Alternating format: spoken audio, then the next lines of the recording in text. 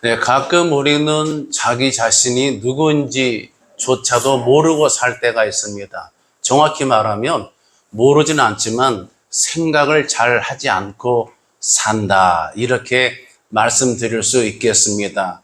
사람마다 자기 고유의 이름이 있지만 정작 그 이름을 사용하는 사람은 본인이 아닐 것입니다. 다른 사람이 내 이름을 부르는 것이지 내가 내 이름을 부르지는 않습니다.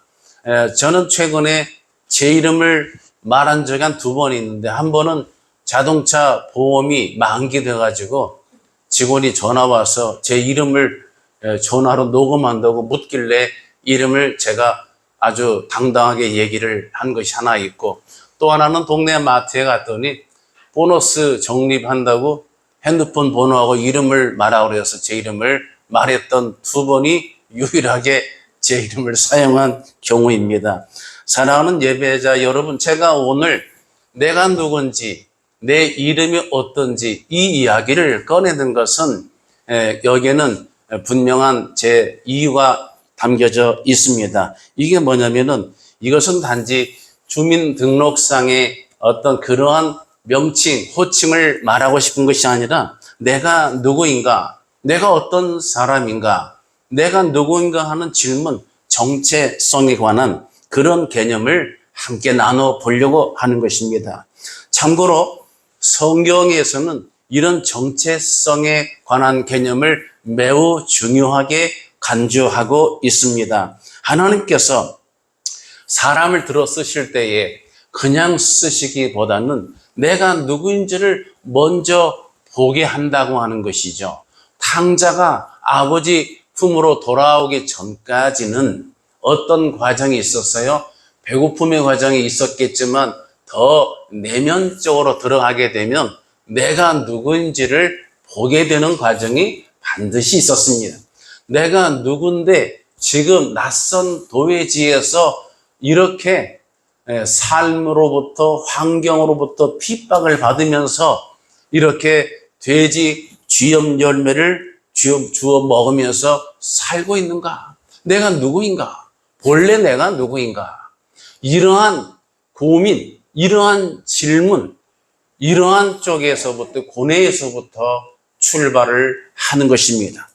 우리가 누구인가? 성경에서는 우리를 향해서 주어진 신분, 크게 2가지가 있습니다. 하나는 신약의 이후에 우리가 자주 쓰고 있고 듣고 있는 바 그리스도인이라고는 그런 칭호입니다. 사도행전 11장 26절 보면 안디옥에서 예수 믿는 사람들을 그리스도인이라고 이렇게 불렀는데, 이 안디옥은 셀류쿠스 1세 황제가 자기 아버지인 안티오쿠스를 기념해서 만든 도시가 안티오쿠스 안디옥입니다.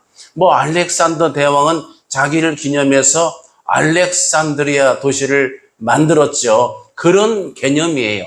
그래서 안티오쿠스를 기리는 도시명이 안티옥입니다. 이 안티옥은 대적하다, 칼을 휘두르다, 여러 가지 찌르다, 이런 여러 가지 이름이 있지만은 이것은 굳이 개념을 가져올 필요가 없습니다. 이것은 로마, 알렉산드리아, 이어서 3번째로 이 로마 영토에서 큰 도시입니다. 이것은 로마 제국에 속한 지역이에요. 그러니까 로마 제국에 속한 이방 땅에다가 교회를 세운 게 안디옥이죠. 자, 그런 면에서 이 지역에서 그리스도인이라고 불렀던 것은, 어떤 목사님은 여기서 제자들을 통해서 그리스도 예수를 보았기 때문이다라고 매우 긍정적으로 소개도 하지만 실상은 그렇지가 않습니다. 이 크리스티아노스는 사실은 조롱하는 명칭이었죠. 그리스도 예수라는 사람을 졸졸 따라다니는 졸개들, 그런 수하들, 그런 하찮은 것들, 잡것들 하는 비하 개념으로 주어진 호칭이 바로 크리스티아노스입니다. 그런데 제자들은 이 그리스도인, 크리스티아노스라는 명칭을 목숨처럼 중요하게 생각을 했습니다. 그 이름이, 명칭이 확인되는 순간 사형을 당하기도 했지만 저들은 그것을 목숨처럼 지키고 이것을 드러내는데 주저하지 않았습니다. 내가 그리스도인이라면은 이 고백은 죽을 수도 있다고 하는 그런 고백입니다. 그런 각오가 있지 않고서는 내가 믿는 그리스도인이다 말할 수가 없었던 것입니다. 두 번째는 하나님의 사람입니다. 성경에서는 하나님의 사람이라는 칭호가 나오는데 아무에게나 지나가는 사람에게 적당한 사람에게 이런 용어를 호칭으로 붙여주지는 않습니다. 하나님 편에 선 사람, 하나님이 들어 쓰시는 사람, 하나님께서 인정하는 사람에게 이런 칭호를 쓰게 하셨습니다. 구약성경 신명기 33장 1절 보면 하나님의 사람 모세가 죽기 전에 이스라엘 자손을 위하여 축복함이 이러하니라. 모세를 하나님의 사람이라고 칭하고 있습니다. 두 번째 사무엘상에서는 사무엘에게 하나님의 사람이라고 하는 칭호를 썼습니다. 사무엘상 9장 6절에 그가 대답하되 보소서 이 성읍에 하나님의 사람이 있는데 존경을 받는 사람이라 하면서 사무엘을 하나님의 사람으로 표기를 합니다. 열왕기하 4장에서는 수넴 여인의 아들을 살려냈던 엘리사를 하나님의 사람이라고 칭했고 역대하 11장 2절에서는 하나님의 사람 여호와의 말씀이 하나님의 사람에게 임하였다 할 때에 이 하나님의 사람은 스마야 선지자로 추정하고 있습니다. 그리고 구약을 건너뛰어서 신약에 와서 오늘 본문인 디모데전서 6장에 사도 바울이 영적 아들 디모데에게 하나님의 사람, 오직 너 하나님의 사람아 이런 칭호를 사용했습니다. 사랑하는 예배자는 신앙인에게 호칭이 매우 중요합니다. 내가 누군지 정체성과 신분이 이것이 하나님의 일을 감당할 때 먼저 전제가 되어야 됩니다. 그래서 성경에서는 그 이름을 하나님이 직접 거명하시는 경우를 소개하고 있습니다. 창세기에 보면은 창세기 35장 10절에 하나님께서 야곱을 이렇게 명하시죠.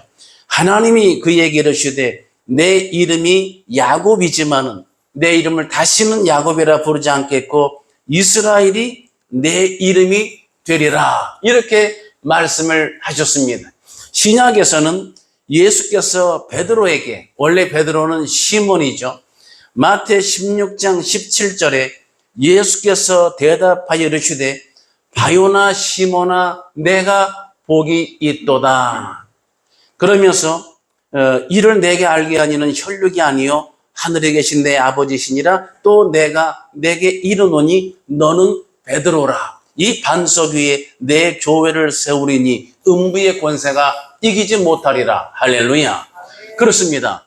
베드로는 바요나 시몬은 갈대란 뜻이고 이 베드로, 이 페트로스는 조약들의 뜻이고 반석은 베트라 해가지고 큰 암석, 바위를 뜻하는 이런 칭호로 점점 변화해지게 되죠. 하나님이 쓰시면 그렇게 되는 줄 믿으시기 바랍니다. 내 근본 출처와 재료는 시몬에 불과하고 갈대밖에 안 되지만 하나님이 베드로라 명하시고 반석을 세우시면 세상이 감당치 못할 사람으로 그렇게 변화여져 가는 역사가 함께하는 것입니다.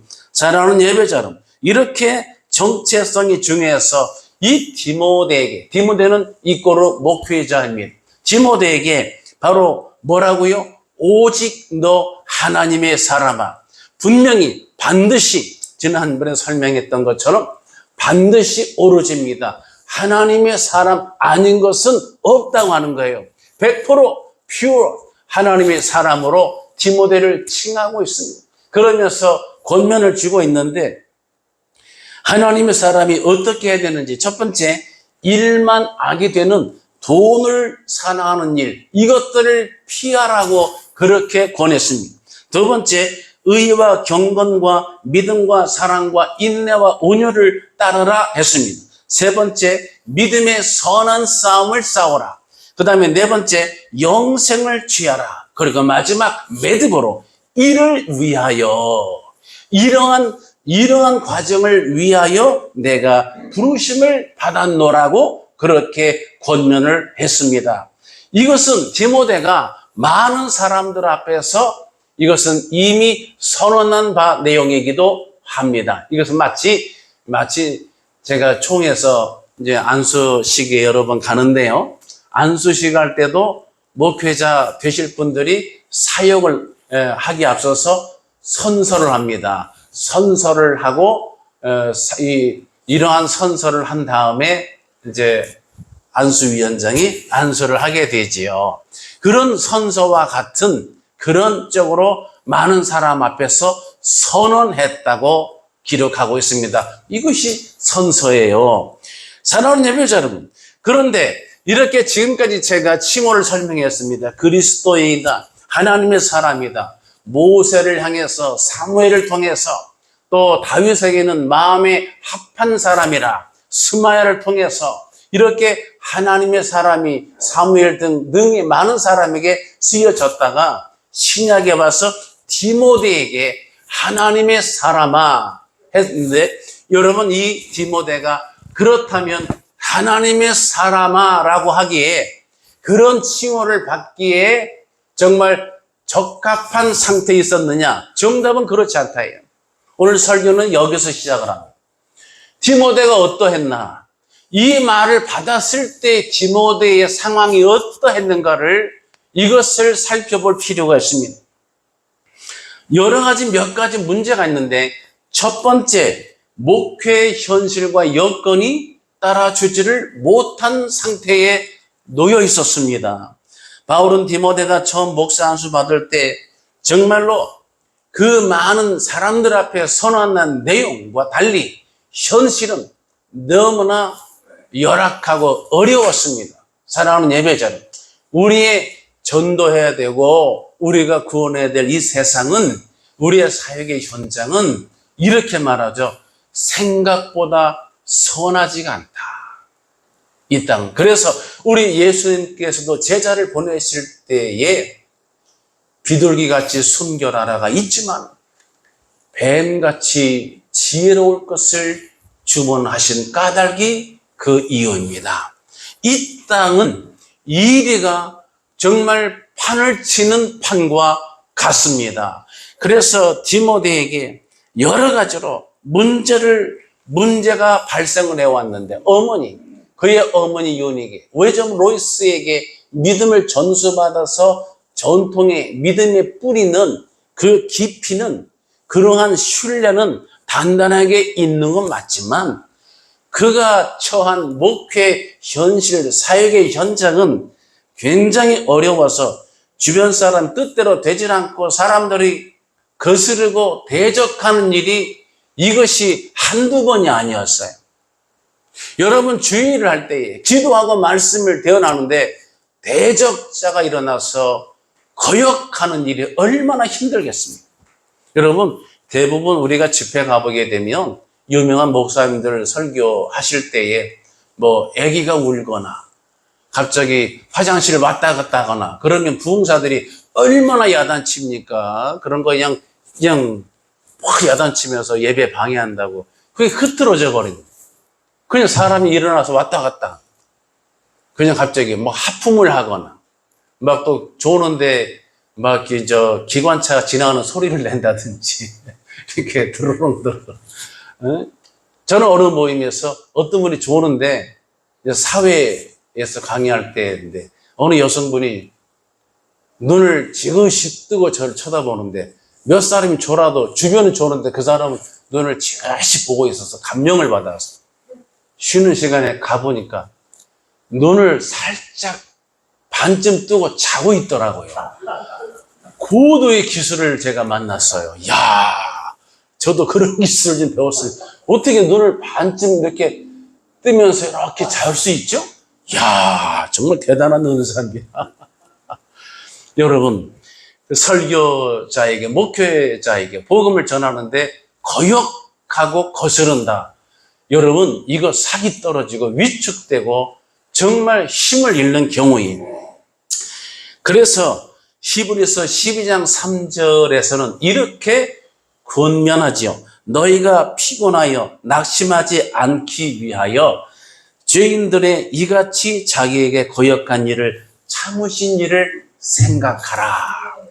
우리 예수님에게조차도 많은 죄인들이 정말 거역했다는 것을, 그것을 참으신 주님이라고 하는 것을 기억하시라고 하는 겁니다. 두 번째, 디모데가 가지고 있는 하나님의 사람아 칭호를 받기에 정말 여건이 갖춰지지 않는 두 번째 문제는 디모데의 나이가 어리다는 것입니다. 어린 나이. 여러분, 주의를 하는데 나이로 하는 것이 아니지만, 그러나 유교 문화에 있는 사람은, 외국은 그렇잖아요. 외국은 우리가 아는 바 영어도 이제 보통 you, I 이렇게 무슨 그렇게 나가잖아요. 너, 나 이렇게 나가잖아요.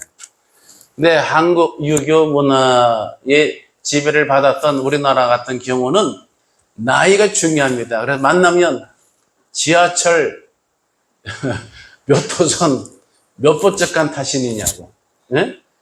그렇죠? 그렇게 질문하고 또는 몇 학년 몇 반이냐 이렇게도 물어보시는데 요새는 지하철 몇 호선 타세요?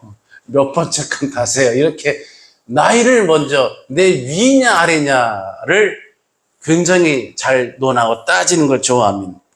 근데 여러분, 나이에는 종류가 있는 거 아시죠? 이제 생물학적인 나이가 보통 우리가 이제 말하는 주민등록상의 나이고, 그 다음에 건강상의 뭐 혈관 나이, 또 뭐 근육 나이, 뭐 이런 것도 있잖아요. 그 다음에 지적인 나이가 있고, 그 다음에 중요한 게 사회적 나이가 있습니다. 사회적 나이. 사회적으로 인정받는 나이.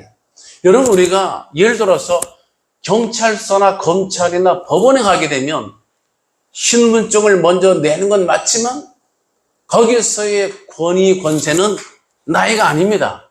주어진 정부로부터 부여받은 그 권위, 검사, 검찰, 무슨 청장 또는 판사 뭐 이렇게 그런 직분에 의해서 여기서 질서가 주어지게 되잖아요. 나이로 하는 거 아닙니다, 여러분.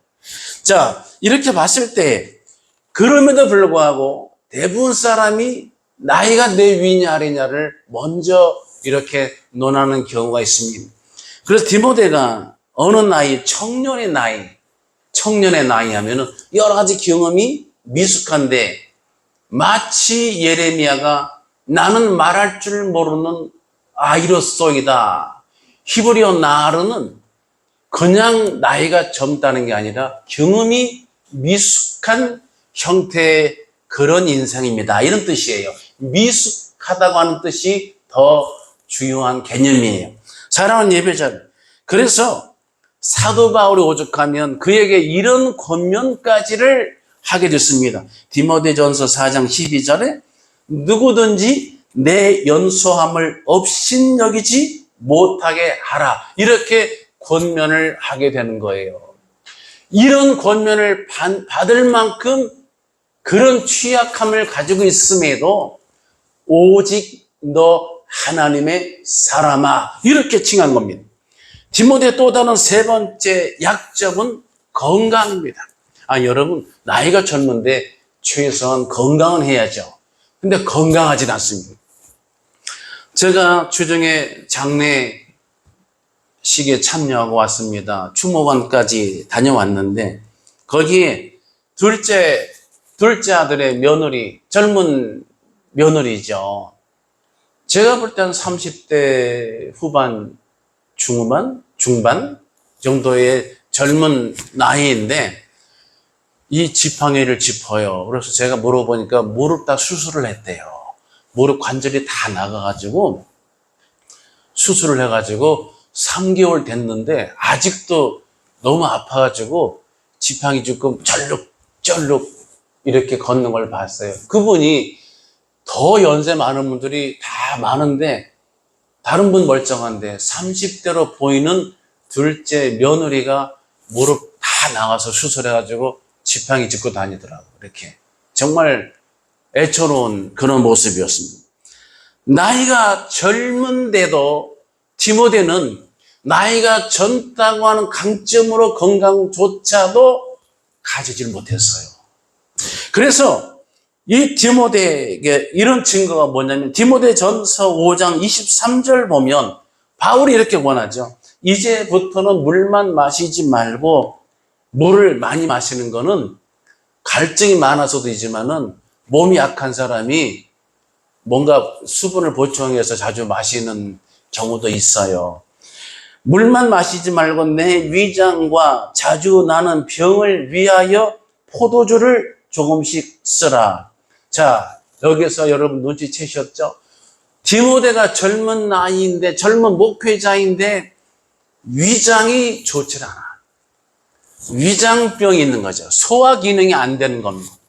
두 번째는 뭔지 모르지만 구체적 속이 없지만 자주 나는 병을 위해서 포도주를 쓰라. 자주 병에 시달렸다고 하는 거예요. 나이가 젊음에도 불구하고 건강조차 갖지를 못해서 그 젊은 며느리 이렇게 무릎 다 나가 수술했던 것처럼 위장도 안 좋을 뿐만 아니라 자주 나는 병으로 고생을 하고 있는 그런 목회자네요. 사랑하는 예배자는 예나 지금이나 주의 종이 목회자가 건강이 좋지 않은 것을 좋아하는 교인들은 별로 없습니다. 그러나 어느 경우에 목회자가 몸이 안 좋은 거를 교인들에게 마치 이순신 장군처럼 내 죽음을 알리지 말라처럼 숨기는 분도 계셔요. 왜냐하면 기도할 게 많은데 매 목회자 건강을 위해서 기도해달라고 하는 게 덕스럽지 않다고 그래가지고 목회자가 자기 아픈 거를 교인들한테 아예 얘기를 안 한다고 하시는 분들도 계세요.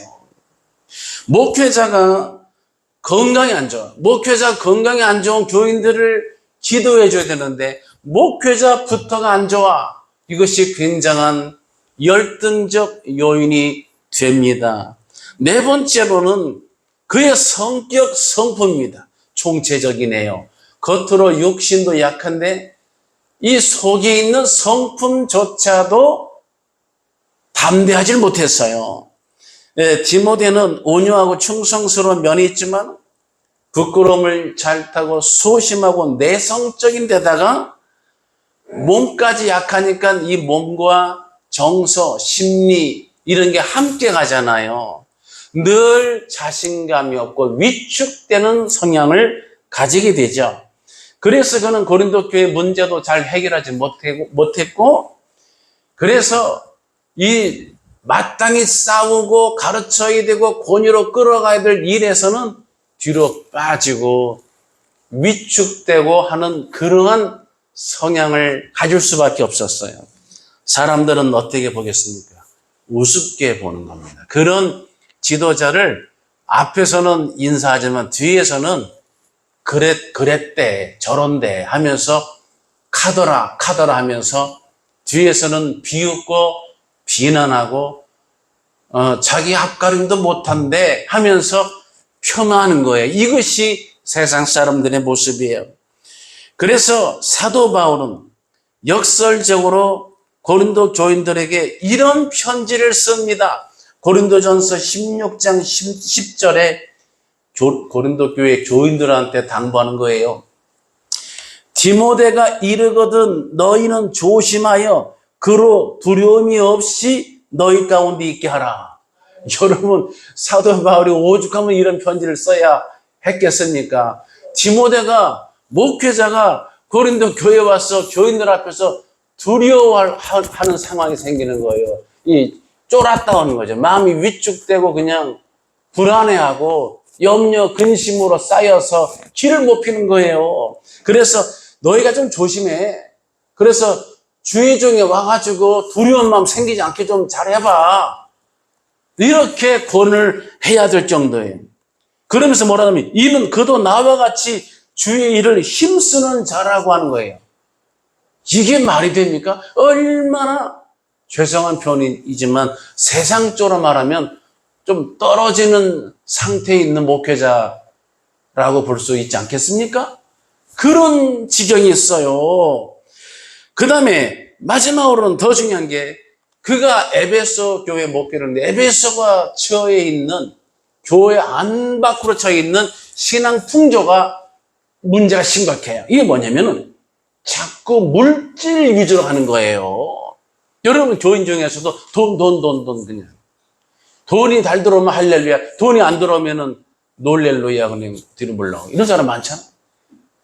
돈이 그냥 기준, 돈을 사랑하는 게 일만하게 뿌리라고 할 정도로 돈 문제가 돈을 향해서 모든 게 집중되어 있는 형태가 에베소 교회, 즉 디모데 목회 현장이 안과 밖으로 존재하고 있었단 말이에요. 그래서 디모데 전서 6장 3절에서 10절 보면은 세 가지 부류가 나오는데 말씀을 들어도 순종하지 않고 저항하는 사람들, 두 번째 변론과 분쟁을 일삼는 무리들, 세 번째 매사에 돈을 좋아하고 예수 믿는 것도 다 부자 되게 한 방편으로 그냥 돈이 목적으로 교회 다니는 그런 신앙인 속 터지지요. 교회에서는 돈을 잘 벌어라 가르쳐주는 데가 돈이 아니고요. 여기는 일반 사회 직장이 아니고요. 돈으로 살 수 없는 구원을 선물로 베풀어주는 곳인 줄 믿으시기 바랍니다. 그래서 디모데전서 6장 10절에 돈을 사랑하며 일만하게 뿌리가 되나니 이것을 탐내는 자들은 미혹을 받아 믿음에서 떠난 많은 근심으로써 자기를 찔렀도다라고 가르치고 있어요. 이런 근심이, 이렇게 돈 위주로 가는 신앙이 근심으로 인해서 자기를 찌르는 결과가 되는 거예요. 자기가 자기를 해치는 꼴이 되는 거예요.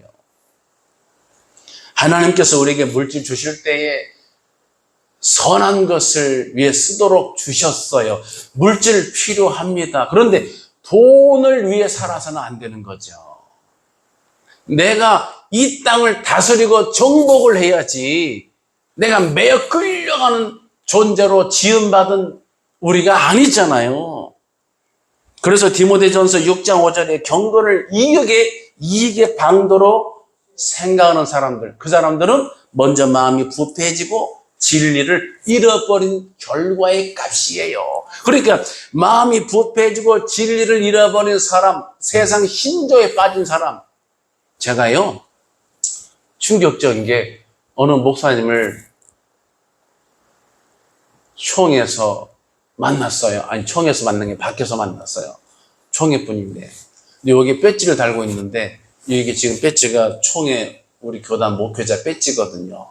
근데 이상한 배지가 있어. 보니까 저기 자유통일당 배지예요. 자유통일당 그 정당 배지를 탁 달고 목회자가 인사를 하는데 제가 네, 인사는 했어요. 속에서 한숨이 이렇게 나오는 거야. 여러분, 차라리 정치하는 분이면 괜찮아. 뭐, 예를 들어, 국민의힘, 또 민주당, 뭐 있잖아요. 당원 배지 있겠죠. 근데 주의 종이 세상 일을 하는 게 아니라 주의 종으로 부름받아서 이렇게, 구별되게 안수받은 분이 이렇게 어떤 정당의 배지를 탁 달고 이거를 이렇게 힘주고 다니는, 이게 뭐지? 정체성, 이게 뭘까, 저분은? 저 속에 뭐가 들었지? 이런 생각을 하게 되었습니다. 마음이 부패하던가 아니면 진리를 미안하지만 좀 떠나서 유격이 생겨버리면 경건을 이익의 방편으로 생각하게 되는 거예요. 자, 여러분. 그런 속에서 이런 디모데에게 바울이 뭐라고요? 오직 너 하나님의 사람아. 이게 말이 되겠습니까? 이렇게 약함의 문제를 가지고 있는데 하나님의 사람아 이렇게 사도 바울이 칭하고 있어요. 이건 왜 그럴까요?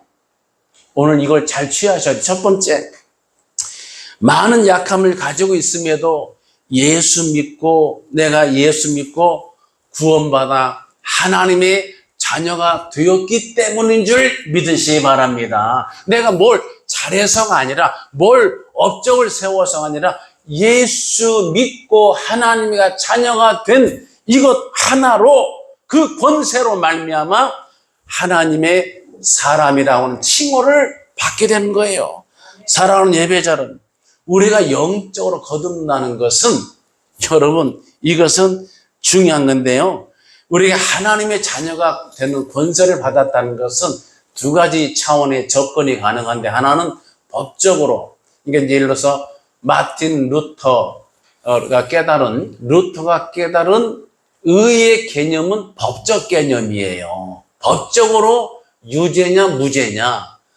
그래서 guilty or not, 죄냐 아니냐 할 때에 여러분 법정에서 유죄 무죄는 굉장히 내 목숨이 왔다 갔다 하잖아요.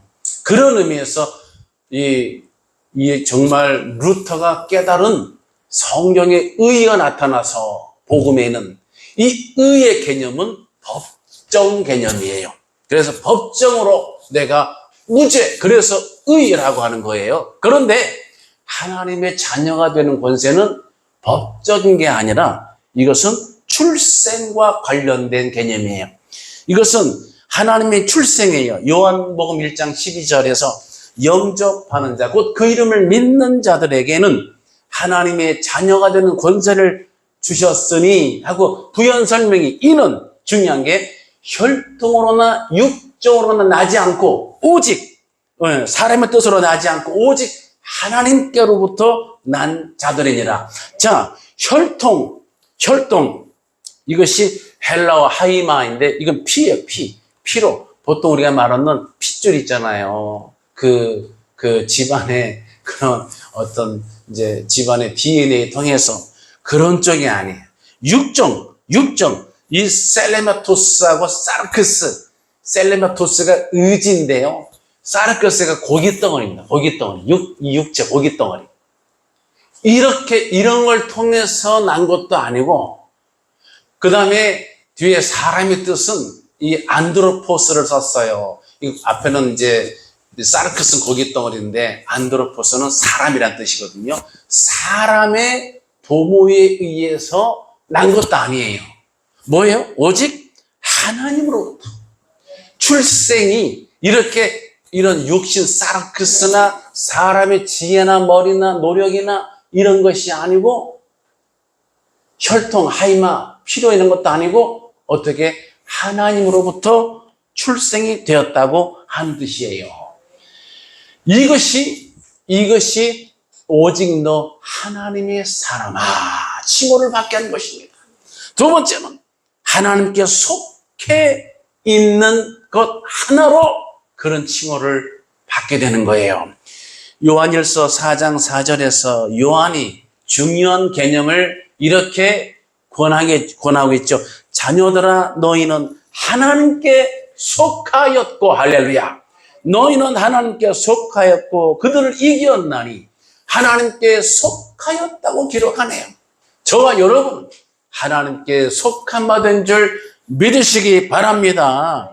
세 번째, 디모데가 이런 문제가 있음에도, 약함에도 하나님의 사람아 칭호를 받을 수 있는 것은 마지막 세 번째로 하나님의 말씀을 따라 살기 때문에, 하나님의 말씀을 쫓아가는 사람, 이런 자는, 이런 신앙인 다 누구든지 하나님의 사람이라는 칭호를 받게 되는 줄 믿으시기 바랍니다. 말씀 중심이에도 여러분 열왕기상 13장에 하나님의 사람이라는 단어가 8번 나오는데, 8번 나와요. 한 장에. 그런데 같이 따라가는 단어가 뭐냐면은 여호와의 말씀이라는 단어예요.